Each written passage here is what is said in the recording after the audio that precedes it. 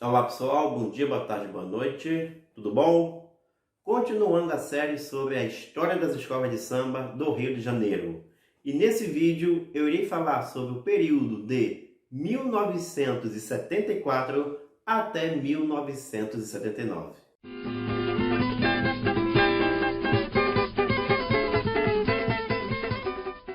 Bom, das diversas mudanças que ocorreram nesse período, sem dúvidas alguma, a principal, em que inclusive acarretou em outras mudanças, foi a entrada dos bicheiros nas escolas pequenas.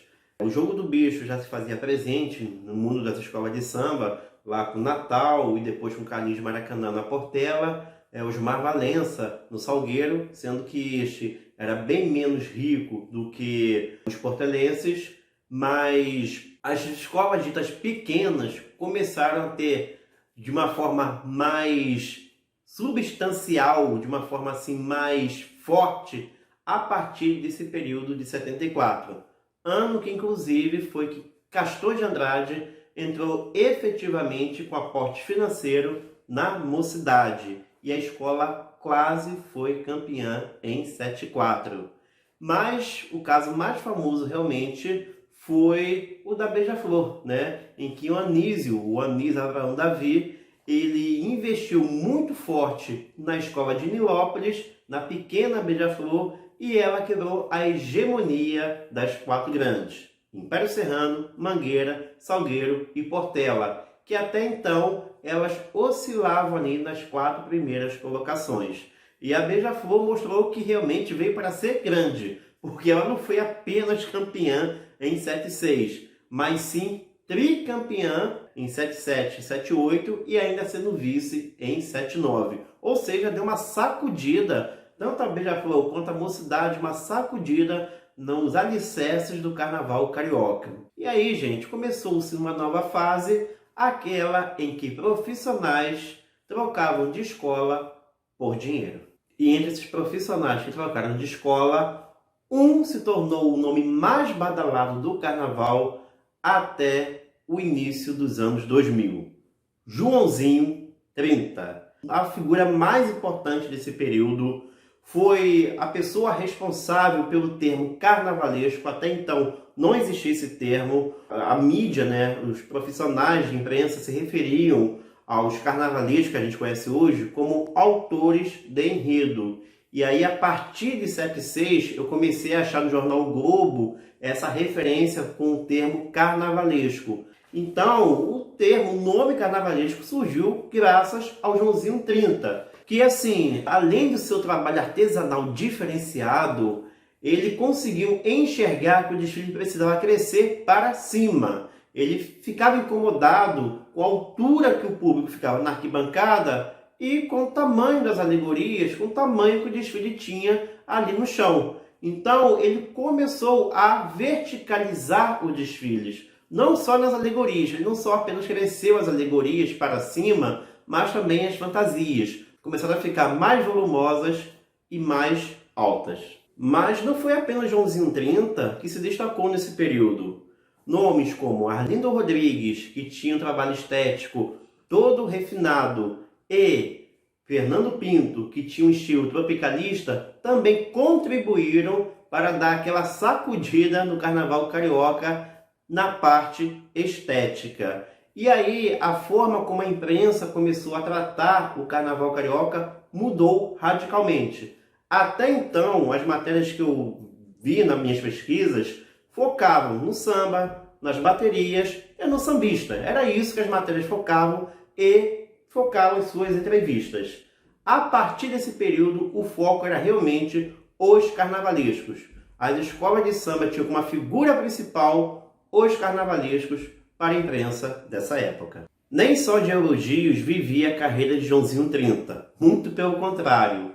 Ele era muito criticado por especialistas por criar uma certa ditadura carnavalesca, especialmente pelo júri do Estandarte de Ouro.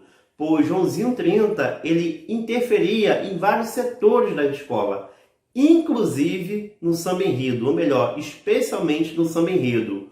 No livro do Sérgio Cabral, ele conta que o samba de 77 27 versos foram alterados pelo carnavalesco, restando apenas 4 da versão original. Joãozinho 30 tinha preocupação de que o samba enredo contasse exatamente o que o público via na avenida. E aí começou, os sambas a ficarem engessados. Preocupação que, infelizmente, ocorre até os dias de hoje para o Carnaval de 2023. A Beija-Flor, antes de se tornar uma escola grande, de 1973 até 1975, ela causou muita polêmica e que desagrada muitas pessoas até os dias de hoje, pois a escola bajulou a ditadura militar, trazendo enredos que exaltavam os militares. Eu já contei essa história no primeiro vídeo que eu fiz sobre a história das escolas de samba. Aqui está o card e lá eu conto mais detalhes sobre esse período da Beija-Flor para vocês. Uma coisa que me chamou muita atenção nas minhas pesquisas era a discrepância que havia nos desfiles. Não havia um limite do número de alegorias, também do número de alas, e então as escolas vinham assim com números totalmente discrepantes. Por exemplo, no ano de 1978, segundo a revista O Cruzeiro, a União da Ilha veio com apenas 3 alegorias, enquanto a Vila Isabel veio com 40 carros alegóricos. Uma coisa assim totalmente diferente. E também essa discrepância dava o número de alas. Havia escolas que vinham com 30 alas e outras com mais de 90 alas. A ideia de que os desfiles precisavam ter um lugar fixo e também ser desmembrado em 2 dias ganhava bastante força nesse período, especialmente a partir do ano de 1978. Isso deveu-se por 3 fatores. O primeiro deles é que de 74 a 78, os desfiles mudaram de lugar 3 vezes. Isso deveu-se às obras que ocorreram no centro do Rio para a construção do metrô. O segundo fator era o monte de desmonte das arquibancadas que levavam semanas atrapalhando o trânsito da cidade. E o terceiro fator, que ocorria desde o início dos desfiles em 1932, eram os atrasos, era o horário que terminavam os desfiles sempre na tarde do dia seguinte. 2 modas que ganharam força nesse período. Uma já ocorria desde os anos 60, que era a utilização dos espelhos nas alegorias para refletir a luz do sol e dar um belo efeito. Mas esse artifício ganhou muita força a partir desse período em que Joãozinho 30, Arlindo Rodrigues começaram a se destacar nos desfiles. Eles utilizavam muito esse artifício e as outras escolas, os outros carnavalescos também começaram a imitar essa utilização de espelhos. E a outra moda em que acabou não vingando muito, foi a de utilização de mulatas nas comissões de frente. A primeira escola que fez isso foi a Imperatriz, se não me engano, no ano de 1971. E a partir daí, todo mundo começou a fazer igual. Ou quase todas começaram a repetir essa inovação da Imperatriz.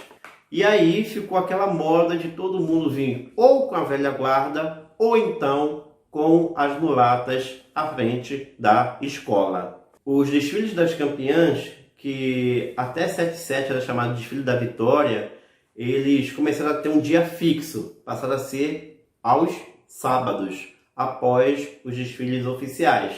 Antes não tinha assim uma data fixa. E a partir daí, desse período de 74 em diante, passaram a ter um dia fixo que ocorre até os dias de hoje, o sábado das campeãs. Mas era diferente do dia de hoje, tá, gente? E mudava muito. Tinha ano que ia só as primeiras colocadas, mas as primeiras colocadas eram de todos os grupos. Grupo 1, grupo 2, grupo 3. E também ia as campeãs das grandes sociedades, dos blocos. Tinha ano que ia as 3 primeiras colocadas do grupo 1. Tinha ano que ia a campeã e a vice. Então mudava muito, mas já existia assim o desfile das campeãs nesse período, ocorrendo aos sábados. Outra coisa também que variava muito nesse período era o tempo de desfile.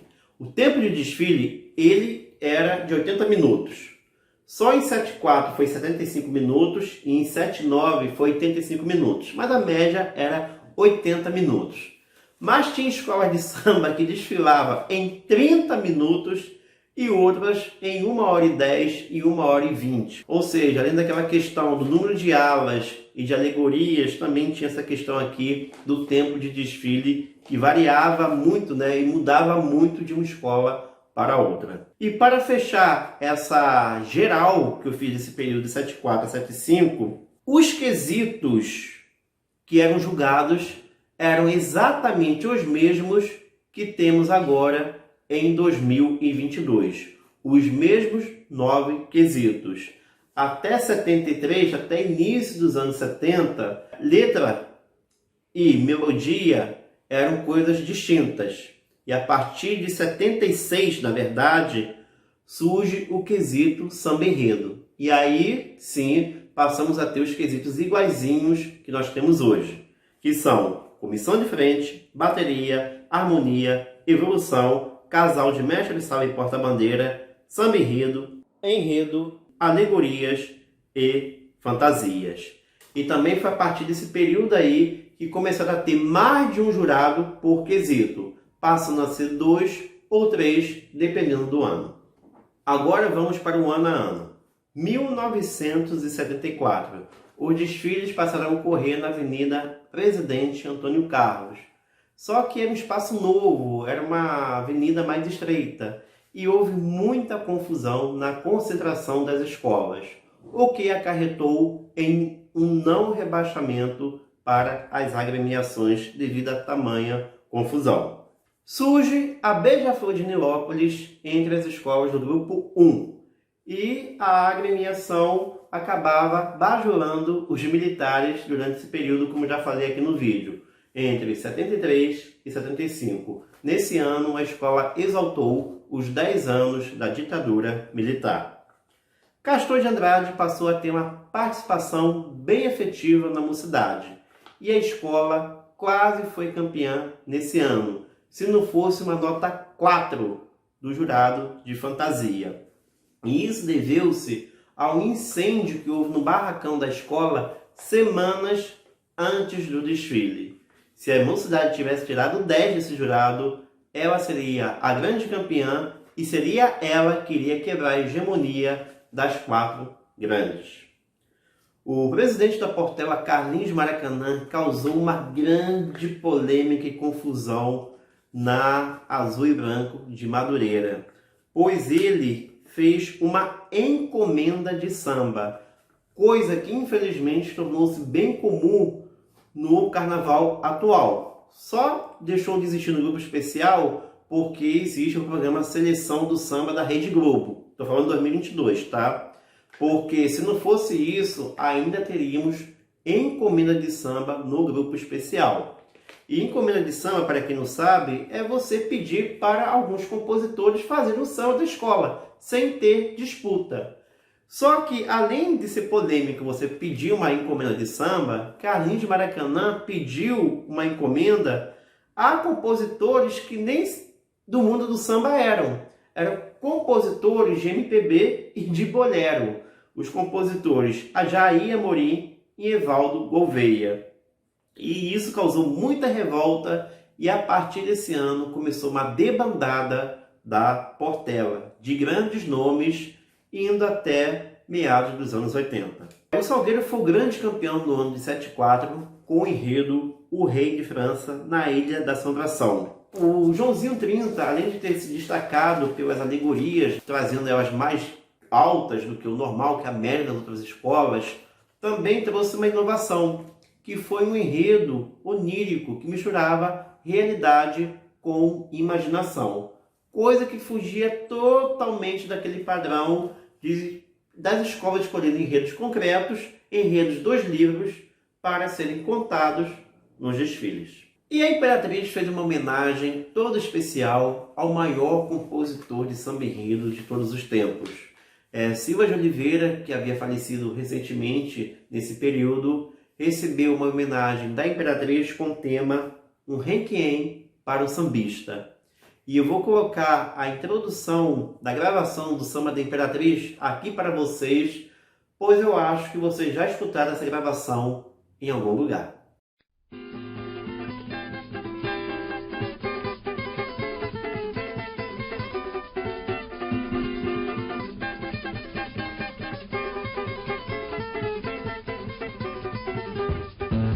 Recordar é viver, Imperatriz não podia esquecer. Senhor, iluminai a minha mente, prestando esta homenagem ao mestre Silas ausente.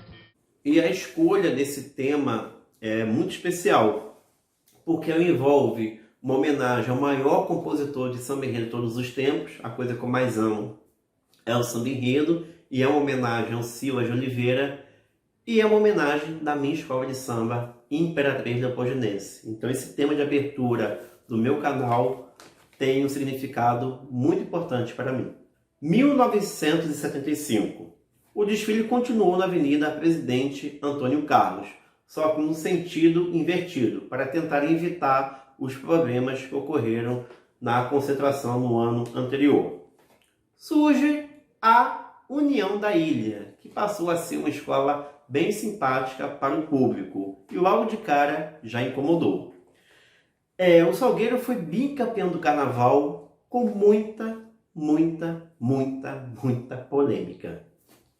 A primeira polêmica foi a junção de dois sambas enredos, que para muitos foi novidade a partir desse ano, nesse ano, mas eu já contei aqui que a Portela já tinha feito uma fusão de samba enredo nos anos 60. Então não foi, na verdade, como muitos dizem por aí, uma inovação. Só que a repercussão foi muito maior. Ainda mais porque tinha Joãozinho 30 no meio, então qualquer coisa que envolvia Joãozinho 30 dava uma repercussão enorme. Mas o que causou realmente um rebuliço foi o enredo do Salgueiro, que para muitos burlava o regulamento, que deveria ter temas nacionais. E o Salgueiro veio com o enredo O Segredo das Minas do Rei Salomão. E aí Joãozinho 30, ele arrumou vários argumentos dizendo que esse tema não fugia dos temas nacionais. Ele baseou-se na teoria da presença de fenícios no Brasil para elaborar o enredo em que navegadores fenícios exploravam as florestas brasileiras de onde partiam, levando as riquezas minerais e as pedras preciosas da região, que, segundo ele, seriam as minas do rei Salomão. Bom, só sei que deu certo porque os jurados engoliram, a Rio Tour engoliu, a associação teve que aceitar e o Salgueiro foi bicampeão. 1976. Os desfiles voltam para a Avenida Presidente Vargas, agora na altura da Praça 11, terminando na altura da Praça 11, na raiz do samba. Bom, um fato bacana que ocorreu foi que não houve registro de violência policial nesse ano, algo que era bem comum nos desfiles. A mocidade já era tida como a quinta grande força do carnaval carioca para a imprensa da época. E o fato principal, sem dúvidas alguma, foi o alto investimento realizado pelo Anísio Abraão Davi na pequena Beija-Flor. A escola surpreendeu todo mundo e quebrou a hegemonia das quatro grandes. Ele trouxe dois profissionais muito importantes que, sem dúvidas alguma, foram os fundamentais para o ganho desse título da escola de Nilópolis: Joãozinho 30 e Laíla. E entre as novidades que a Beija-Flor trouxe nesse desfile, uma que marcou foi a de trazer alegoria com movimentos, que foi o carro abre-alas, que era composto por uma roleta espelhada e giratória. E aí, em cima da hora, foi rebaixada com um samba que é considerado um dos mais belos de todos os tempos: Os Sertões. 1977. Mais um desfile que ocorreu na Avenida Presidente Vargas. E nesse ano, a carnavalesca Maria Augusta descobriu durante uma gravação dos sambas que o compositor Franco escreveu um samba, mas não havia assinado. E eu acho que este é o primeiro registro de samba de escritório da história. Bom, um jurado do quesito comissão de frente, o Antônio Pedro, acabou abandonando o posto de julgamento por se sentir-se mal e acabou não julgando a Portela e foi substituído por uma outra jurada. Só que isso deu uma grande confusão antes da apuração e acabaram anulando as notas desse jurado e também da substituta. Conta a lenda que se as notas desses dois jurados tivessem sido lidas, a União da Ilha teria sido a grande campeã do Carnaval de 77. O Salgueiro começou a desfilar com mais componentes a partir desse ano. A escola veio com mais de 3.000 componentes. No último vídeo eu falei que a escola era justamente a que vinha com menos gente. E foi a partir desse ano de 77 que a escola começou a crescer. E a Beija-Flor foi bicampeã do Carnaval. 1978. O primeiro desfile que ocorre na rua Marquês de Sapucaí. Você achou que era 84, né? 84 foi a construção do sambódromo, mas os desfiles já ocorriam na rua Marquês de Sapucaí desde 78. Nesse ano, ocorreu o rebaixamento, o primeiro rebaixamento do grande Império Serrano. E a Vila Isabel também foi rebaixada. Mas, gente, eram 10 escolas e 4 caíram. Também complicado, né? E a grande campeã, mais uma vez, foi a Beija-Flor de Nilópolis. 1979. Foi o ano que teve menos escolas de samba no grupo principal. Apenas 8 agremiações. E como o número de escolas foi bem reduzido, o tempo de desfile passou para 85 minutos. A Portela trouxe um nome que se destacou também nesse período, que foi Viriato Ferreira, que era braço direito de Joãozinho 30. E acabou dando a primeira oportunidade ao Viriato para assinar um enredo. A Portela foi a grande favorita para esse carnaval, mas a grande campeã foi a Mocidade Independente de Padre Miguel, que vinha batendo na trave direto, mas finalmente conquistou seu primeiro título nesse ano de 79. Bom, gente, era isso. Espero que tenham gostado aí do vídeo. Agradeço àqueles que conseguem assistir todo o vídeo, que é um vídeo bem grande, mas não tem jeito, tem que ser dessa forma para a gente poder curtir, conhecer mais sobre a história da escola de samba do Rio de Janeiro. Valeu, abraços e até a próxima.